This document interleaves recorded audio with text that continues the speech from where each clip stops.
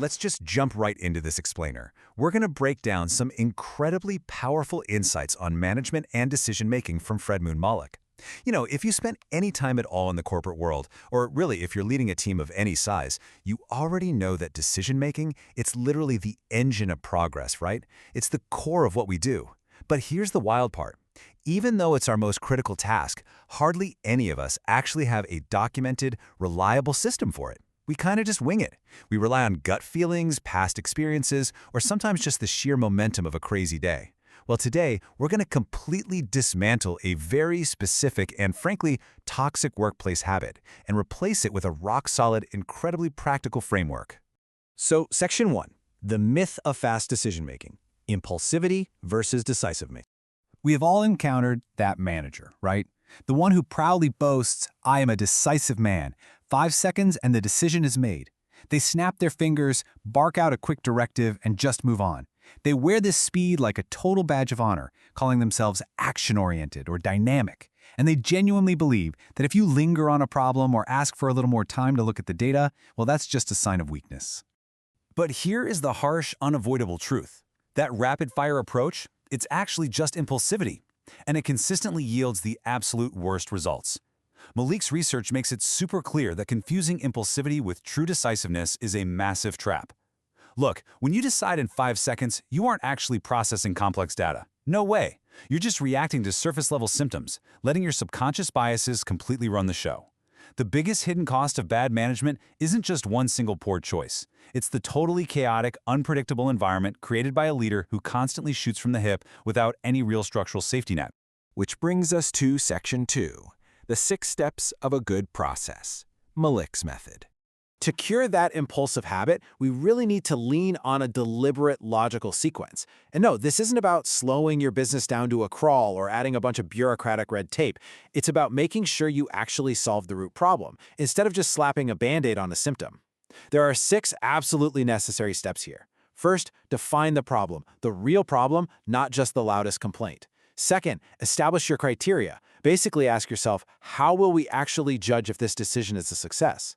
Third, consider your options. Fourth, analyze the risks. What's the literal worst-case scenario if this fails?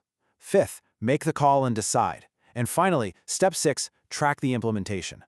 Now, I know this sounds like common sense, but as we all know, common sense is rarely common practice in a super fast-paced work environment. Let's look closer at Section 3, tracking, the key difference, and why that 6th step literally changes everything. So here's the kicker. The vast majority of managers completely ignore that crucial 6th step. We spend so much energy agonizing over the choice itself, holding endless meetings, debating, that we get this false sense of completion once the decision is finally made. But deciding to do something is not the same as actually doing it, and it definitely isn't the same as it succeeding. If you don't track the outcome, those first 5 steps, they were basically just corporate theater. A manager who skips tracking is just flying blind, literally repeating the exact same mistakes months later. Imagine rolling out a new workflow, and 3 months later, productivity tanks. Because you didn't set a metric to track it, you end up holding another meeting to suggest the exact same failed solutions. On the flip side, the manager who tracks their decisions creates this amazing feedback loop. They can validate their model, or, if they fail quickly and pivot successfully. Moving on to Section 4, the rule of 3 options, minimizing risks. Okay, to turn all this high-level theory into a practical framework you can use in your literal next strategy meeting, you have to eliminate the most common pitfall, the binary trap. If you're just asking, should we do this, yes or no, you're caught in a dilemma. You're not making a decision. Your absolute minimum requirement is to write down 3 distinct options and pair each one with one specific risk. When you force yourself or your team to brainstorm option 1, option 2, and option 3, you trigger actual creative problem solving. You push past the obvious stuff. And then, by explicitly writing down the paired risks right next to them, you totally remove that emotional attachment we always have to our own favorite ideas. 3 options multiplied by 1 risk each. It gives you incredibly clear, actionable information. Takes the guesswork right out of leadership.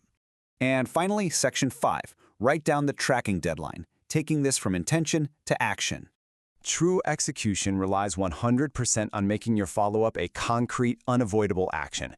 Look, we all have great intentions, right? We say things like, let's check back in on this later, or we'll see how this goes. But let's be real, later is not a time, and sometime next month does not exist on any calendar. If it's not scheduled, it's not going to happen. You absolutely must put a specific date in your calendar, like March 10th, for example, to guarantee follow-up. When you finalize a decision, before everyone leaves the room or drops off the call, just tell your team, okay, we're going with option 2, and I'm setting a calendar invite for March 10th for us to review the data and see if this actually solved our problem. That one single calendar entry, it completely transforms an abstract intention into rock-solid accountability. It ensures the loop is closed and instantly elevates you from an impulsive reactor to a true strategic leader. So I want to leave you with one final kind of tough question to reflect on. Look at your own management habits. Are you truly making structured decisions, or are you just reacting? It's something we all need to think about. The next time you feel that urge to make a snap judgment just to clear your desk and look decisive, take a breath. Remember the 6 steps. Force yourself to find 3 distinct options. Pinpoint the risks. And whatever you do, open up your calendar and set that tracking date. You are going to be absolutely amazed at how this simple structure transforms your effectiveness. Thanks so much for joining me on this explainer, and I highly encourage you to try Malik's method on the very next challenge that comes your way.